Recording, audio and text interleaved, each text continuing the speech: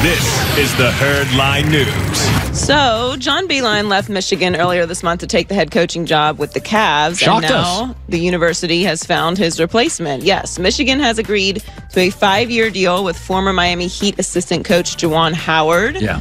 Two people who are very excited about this hire are Juwan Howard's former teammates with the Heat, Wade and LeBron James. D-Wade tweeted, "Talk to me nice, say it is so.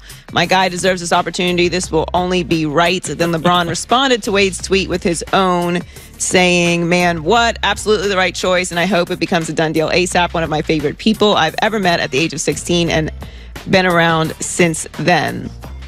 This is a really big deal for Michigan. Obviously, Juwan Howard was a part of the Fab Five and Michigan guy through and through, incredible NBA veteran, and he's been put in years with a very solid organization in the Miami Heat.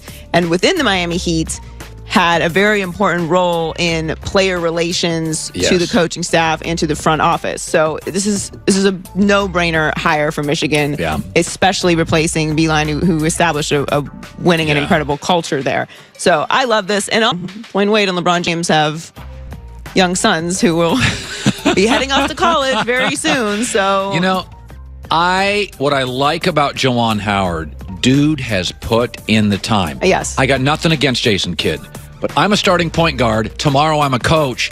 It feels like you're kind of skipping a step. Juwan has put in step.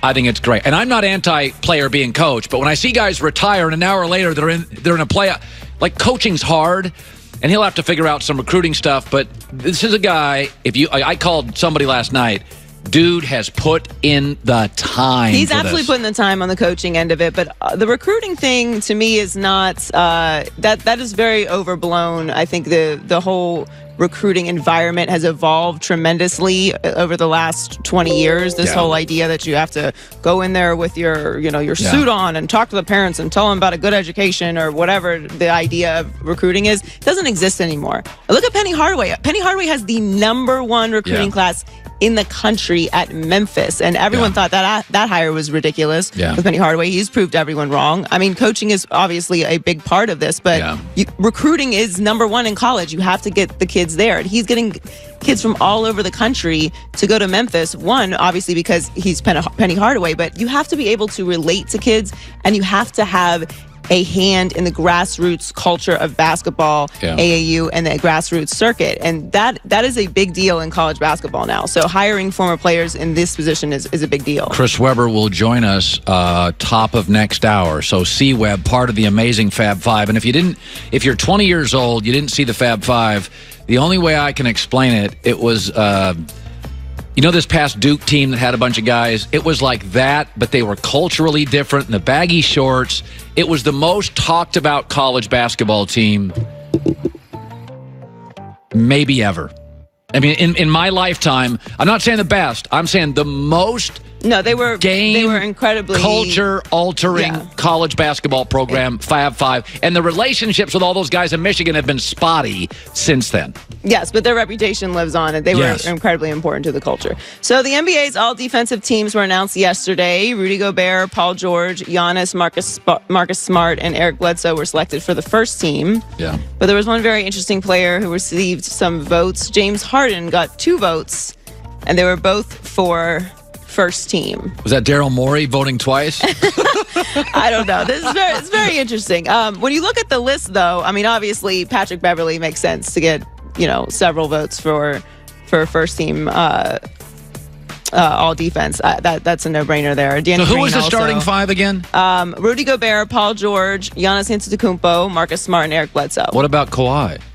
I did think it was interesting that Kawhi did not. Because Marcus Smart make it. Yeah, Kawhi would be on my. I mean, Kawhi was out for a lot of games too, so maybe voters held that against him or something. I thought that was interesting as well. Rudy Gobert's just as good as it gets. So most of those guys make total sense. No. The first team makes sense, of course, but the other votes are kind of interesting as well. Russell Westbrook also got some votes too. Russell's a better defender than James. Yes.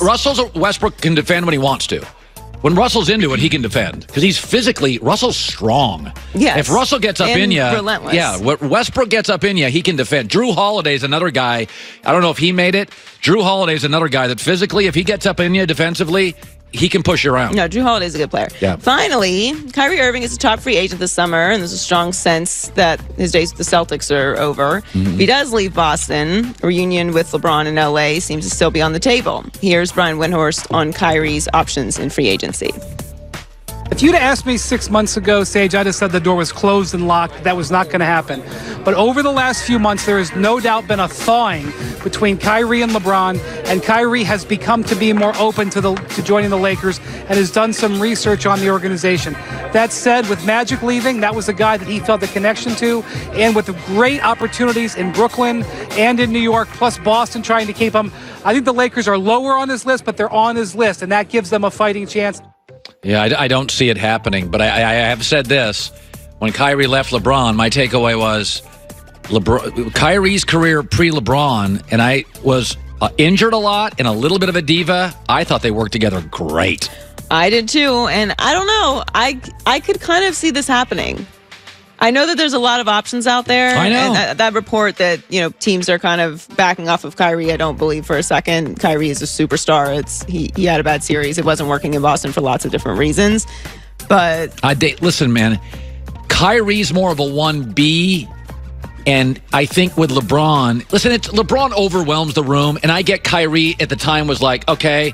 But you can't tell me these two on the floor, late in quarters, late in sets, late in games, didn't work together. Well, if their relationship is fully repaired, because there were some things that made him want to leave LeBron, not just like him not wanting to be number two. And I think that everything that happened in Boston could have been a wake up call, like, hey, we had a good thing going here. Like This worked. We played off each other well and had success. I don't know. It's kind of interesting. I think that Kyrie is a smart guy, and every situation, while it might be the opportunity to be the guy, might not be the best situation to win championships, as we know. So yeah. I think this could be in play. Exciting. Joy with the news. Well, that's the news. And thanks for stopping.